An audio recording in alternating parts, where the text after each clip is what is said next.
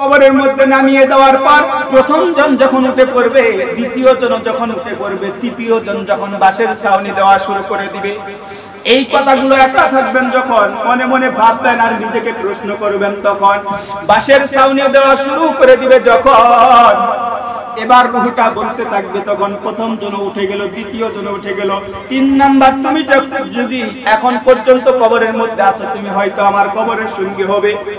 বাঁশের ছাউনি দেওয়ার পরে একটু ফাঁকা থাকবে যখন, ওই তৃতীয় নাম্বার ব্যক্তিটাও যখন লাফ মেরে কবর থেকে উঠে পড়বে, ওই সময় রূহটা চিৎকার করে এমন জোরে একটা ডাক দিবে, দুনিয়ার মানুষ যদি সেটা শুনতে পাইতো, ওই রূহটা তখন বলতে থাকবে, তোমরা জানো আমি একাকী ঘরে দুনিয়ার মধ্যে থাকতে ভয় পাই, আজকে আমাকে ওই কবরের মধ্যে রেখে দিলে, বাঁশের ছাউনি দিলে আমি সহ্য করতে পারতেছি না, আমি ভয় পাইতেছি, আমাকে এখান থেকে উঠাও।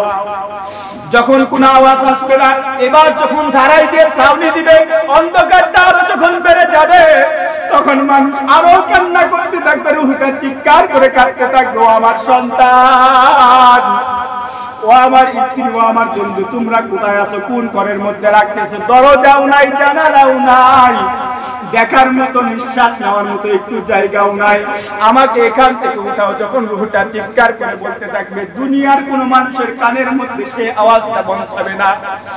এবার কিছু মানুষ বলবে ধারাই দেওয়া হয়ে গেছে, এবার তার সন্তান, তার ভাই, তারা কোথায় আছে, তাদেরকে ডাকো, তাদেরকে ডেকে এনে সামনে হাজির করবে। যখন একটু চিন্তা করে জানাজার নামাজে যখন যান, মিলাইয়া নিয়ে দেখবেন, একটু ভেবে, তখন যেই সন্তানকে আপন মনে করেন, যেই ভাইকে এত আপন মনে করেন, যেই বন্ধুকে এত আপন মনে করেন, যে যার সঙ্গে ঘন্টার পর ঘন্টা আড্ডা না দিলে ভালো লাগে না, দেখা না হলে ভালো লাগে না, দেখবেন ওই সন্তানটার জন্য এত কষ্ট করে আমি দুনিয়াতে হালাল হারাম চিনলাম না, সম্পদ উপার্জন করলাম, দেখবেন ওই সন্তানটাকেই বলবে সর্বপ্রথম তোমার বাবার বুকের উপরে মাটি চাপা দাও। বলেন ঠিক কিনা? একটু নিজেকে প্রশ্ন করবেন, যেই সন্তানের জন্য এত কিছু বললাম, ওই সন্তানটাই তো সর্বপ্রথম আমাকে কবরের মধ্যে মাটি দিবে, এরপর সকলেই মাটি চাপা দিবে। একটু চিন্তা করে দেখেন, উপরে বাঁশের ছাউনি, তার উপরে আবার ধারাই দেওয়া, এবার মাটি যখন মাটি দিয়ে যখন চাপ দিয়ে বন্ধ করে দিবে, কত অন্ধকার হবে সেখানে, নিজের শরীরটা দেখা যাবে না। ওই কবরের মধ্যে চলে যাব যখন, আমার বন্ধু হবে কে তখন? এই কথাটা দুনিয়াতে একটু চিন্তা করবেন, ভাববেন। এই জিনিসগুলো যদি জায়নামাজের মধ্যে বসে প্রত্যেকটা দিন 5 মিনিট 10 মিনিট যদি চিন্তা করতে পারি, আল্লাহর কসম করে বলে আপনার অন্তরের মধ্যে এমন ভয় সৃষ্টি হয়ে যাবে, যেই ভয়টা আল্লাহর জান্নাতে আপনাকে পৌঁছে দিবে। বলি সুবহানাল্লাহ। প্রত্যেকটা দিন কোনো মানুষ যদি কি করে জায়নামাজের মধ্যে বসে নামাজটা আদায় করার পর যদি 5 মিনিট 10 মিনিট সে যদি চিন্তা করে, মুরাকাবা করে, মুশাহাদা করে, একটু যদি বসে বসে চিন্তা করে, এই দুনিয়াতে আমি একদিন ছিলাম না, আজকে এই দুনিয়াতে এসেছি, কে আমাকে পাঠাইলেন, কি জন্য পাঠাইলেন, কতদিনের জন্য পাঠাইলেন তাও আমি জানি না। এই মুহূর্তে যদি আমার মৃত্যু হয়ে যায়, আমার মৃত্যু হয়ে যাবে যখন, সর্বপ্রথম এক প্রকার লোক মসজিদের দিকে দৌড় দিবে, তখন মসজিদের মধ্যে আসবে, আসার পর মসজিদের মাইকে এলান দিবে, অমুক এলাকার ব্যক্তি, অমুক মানুষটি অমুক কাজ করতে, সেই ব্যক্তি আর দুনিয়ার বুকে নাই, এই ব্যক্তিটি দুনিয়ার বুকে নাই। মসজিদের মাইকে গান হবে, সে দুনিয়া থেকে বিদায় নিয়ে চলে গেছে, তার জানাজার নামাজ অমুক সময় অমুক স্থানে অমুক জায়গায় অনুষ্ঠিত হবে। তার বন্ধু বান্ধব আত্মীয় স্বজন যারা আছো, শেষবারের মতো যদি তাকে দেখতে চাও, বিদায় নিতে চাও, তারা চলে আসবে। এই ঘোষণাটা হয়ে যাবে যখন, ঘোষণা হওয়ার পর মসজিদের বাহির থেকে, মসজিদের বারান্দা থেকে, মসজিদের ভিতর থেকে আমার শেষ বিদায়ের গোসল দেওয়ার জন্য মসজিদের খাটনিটা নিয়ে বাড়ির দিকে রওনা দিবে একদল লোক।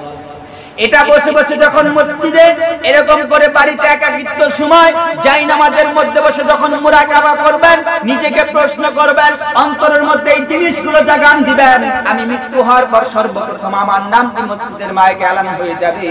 দ্বিতীয় নাম্বার, আমার বাড়িতে মসজিদের খাটলিটা চলে আসবে। 3 নাম্বার, কিছু মানুষ আমাকে গোসল দেওয়ার জন্য গরম পানি করতে থাকবে। এই গরম পানিটা হয়ে যাবে যখন, মানুষকে বলতে থাকবে তখন, কিছু লোক আমার শেষ বিদায়ের মার্কেটিং করার জন্য, সাত কাফনের কাপড় কেনার জন্য তারা বাসের মধ্যে চলে যাবে।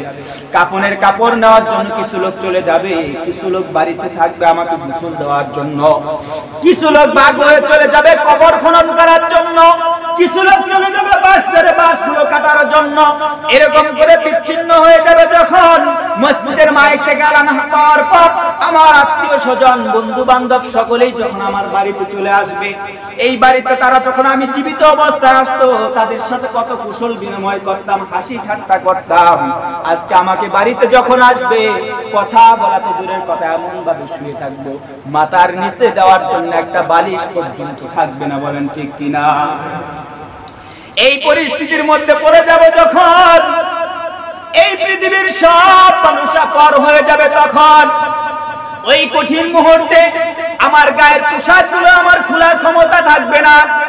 কিছু লোক ধরে ধরে নিয়ে ওইরকম করে টিউবওয়েল পানির মধ্যে নিয়ে যখন খাটটির মধ্যে শুয়ে দিবে গোসল করার জন্য, মানুষের চেষ্টা করবে আমার গায়ের জামাটা খোলার জন্য, খুলতে পারবে না। বলবে বেলেট কোথায় আছে, কেসি কোথায় আছে, নিয়ে আসো। নিয়ে আসবে যখন আমার গায়ের এত পছন্দের পোশাকগুলো কেটে কেটে আমার গা থেকে আলাদা করে দিবে, তখন যেই ঘড়ি দিয়ে এত দুনিয়ার ভিতরে এত আনন্দ দিয়ে করতাম, নিজেকে বড় মনে করতাম, শৌখিনতা করতাম, সেই ঘড়িটাও খুলে নিবে। হাতের মধ্যে এত পছন্দের আংটি, স্বর্ণের আংটি ব্যবহার করি, কত ধরনের আংটি ব্যবহার করি, সেগুলো খুলে নিবে। সব কিছু খুলে নেওয়ার পর নাকের মধ্যে যখন তুলা দিয়ে নাকটা বন্ধ করে দিবে, মুখটা যদি ফাঁক হয়ে থাকে গামছা থেকে বেঁধে চেপে দিবে, দেওয়ার পর কানটার মধ্যেও তুলা দিয়ে বন্ধ করে দিবে। জীবনে কত গোসল করলাম, কত দামি দামি দামি দামি শ্যাম্পু মাখলাম, কন্ডিশনার মাখলাম, কিন্তু শেষ গোসলটা এত নির্মম হবে, আমার গা ধোয়ার মতো, পরিষ্কার করার মতো আমার কোনো শক্তি থাকবে না। আমার শরীরের মধ্যে পানি ঢেলে দিবে যখন, একজন ডান কাঁধে ঘুরাবে, একজন বাম কাঁধে ঘুরাবে, আমার শরীরটা পরিষ্কার করে দিবে সাবান দিয়ে। পরিষ্কার করে দেওয়ার পর আমার গোসল হয়ে যাবে যখন, আমার পরনের পোশাকটাও খুলে নিয়ে শুধু আমার লজ্জা স্থান ঢাকার জন্য সাদা কাফনের কাপড়টা পরিয়ে দিবে। এই কাফনের কাপড়টা পরানোর পর এমন করে চকলেটের মতো করে মুড়িয়ে দিবে, মুড়ানোর পর এমন খাটিয়ার মধ্যে শুয়ে দিবে। জীবনে কত নরম বিছানার মধ্যে ঘুমাইলাম, শক্ত বিছানার মধ্যে থাকতে পারতাম না, কিন্তু এমন একটি বিছানার মধ্যে শুয়াই দিবে, যেই বিছানার মধ্যে যদি শুয়ে পড়ি আমার শরীরের মধ্যে ব্যথা লাগে, কিন্তু সেদিন বলতেও পারবো না। বালিশ ছাড়া আমি ঘুমাইতে পারতাম না, আমার মাথার নিচে একটা বালিশও দিবে না। এই কথাটা চিন্তা করবে তুমি একা একা থাকবে যখন। এবার তখন কি করবে? আমার স্ত্রী কাঁদবে, আমার সন্তান কাঁদবে, আমার আপনজন সকলে চোখের পানি ফেলে আমাকে শেষ বিদায় দিবে। চার বেহারার পালকি করে চারজনে কাঁধে নিয়ে যখন আমাকে খোলা ময়দানের মধ্যে চলে যাবে জানাজার নামাজ আদায় করার জন্য। জীবনে কত আজান শুনেছি, মসজিদে আসার ভাগ্য হয় নাই, কপাল হয় নাই, কিন্তু জীবনের শেষ নামাজটা হবে যখন আমার ওখানে কোনো আজান দেওয়া হবে না, তখন জীবনে মসজিদে আসতে পারলাম না আজান শুনে, কিন্তু মসজিদের পালকিটা কিন্তু আমার বাড়িতে ঠিকই সময় মতো চলে গেছে। বলেন ঠিক কিনা?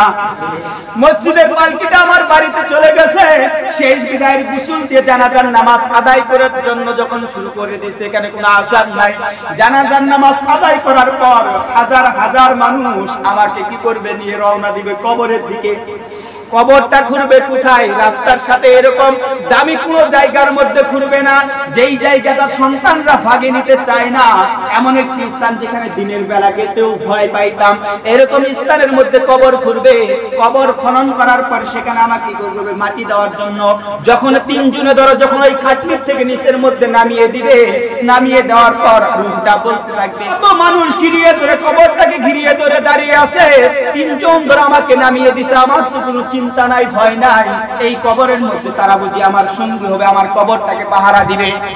এক এক করে যখন ওই কবরের মধ্যে নামিয়ে দেওয়ার পর প্রথম জন যখন উঠে পড়বে, দ্বিতীয় জন যখন উঠে পড়বে, তৃতীয় জন যখন বাঁশের ছাউনি দেওয়া শুরু করে দিবে। এই কথাগুলো একা থাকবেন যখন, মনে মনে ভাববেন আর নিজেকে প্রশ্ন করবেন, তখন বাঁশের ছাউনি দেওয়া শুরু করে দিবে যখন, এবার রূহটা বলতে থাকবে, তখন প্রথম জন উঠে গেল, দ্বিতীয় জন উঠে গেল, 3 নাম্বার তুমি যদি এখন পর্যন্ত কবরের মধ্যে আছো, তুমি হয়তো আমার কবরের সঙ্গী হবে। বাঁশের ছাউনি দেওয়ার পরে একটু ফাঁকা থাকবে যখন, ওই তৃতীয় নম্বর ব্যক্তিটাও যখন লাখ করে কবর থেকে উঠে পড়বে, ওই সময় রূহটা চিৎকার করে এমন জোরে একটা ডাক দিবে, দুনিয়ার মানুষ যদি সেটা শুনতে পাইতো। ওই রূহটা তখন বলতে থাকবে, তোমরা আমি জানো আমি একাকী ঘরে দুনিয়ার মধ্যে থাকতে ভয় পাই, আজকে আমাকে ওই কবরের মধ্যে রেখে দিলে, পাশের সাউদি দিলে, আমি সহ্য করতে পারতেছি না, আমি ভয় পাইতেছি, আমাকে এখান থেকে উঠাও। যখন কোনো আওয়াজ আসবে না, এবার যখন ধারাই দিয়ে সাউনি দিবে, অন্ধকারটা আরো যখন বেড়ে যাবে, তখন মানুষ আরো কান্না করতে থাকবে, রূহটা চিৎকার করে কাঁদতে থাকবে, ও আমার সন্তান, ও আমার স্ত্রী, ও আমার বন্ধু, তোমরা কোথায় আছো? কোন ঘরের মধ্যে রাখতেছো? দরজাও নাই, জানালাও নাই, দেখার মতো, নিঃশ্বাস নেওয়ার মতো একটু জায়গাও নাই, আমাকে এখান থেকে উঠাও। যখন রূহটা চিৎকার করে বলতে থাকবে, দুনিয়ার কোন মানুষের কানের মধ্যে সে আওয়াজটা পৌঁছাবে না। এবার কিছু মানুষ বলবে ধারাই দেওয়া হয়ে গেছে, এবার তার সন্তান, তার ভাই, তারা কোথায় আছে তাদেরকে ডাকো। তাদেরকে ডেকে এনে সামনে হাজির করবে। যখন একটু চিন্তা করে জানাজার নামাজে যখন যান, মিলাইয়া নিয়ে দেখবেন, একটু ভেবে, তখন যেই সন্তানকে আপন মনে করেন, যেই ভাইকে এত আপন মনে করেন, যেই বন্ধুকে এত আপন মনে করেন, যে যা শুনবে ঘন্টার পর ঘন্টা আড্ডা না দিলে ভালো লাগে না, দেখা না হলে ভালো লাগে না, দেখবেন ওই সন্তানটার জন্য এত কষ্ট করে আমি দুনিয়াতে হালাল হারাম চিনলাম না, সম্পদ উপার্জন করলাম, দেখবেন ওই সন্তানটাকেই বলবে সর্বপ্রথম তোমার বাবার বুকের উপরে মাটি চাপা দাও। বলেন ঠিক কিনা?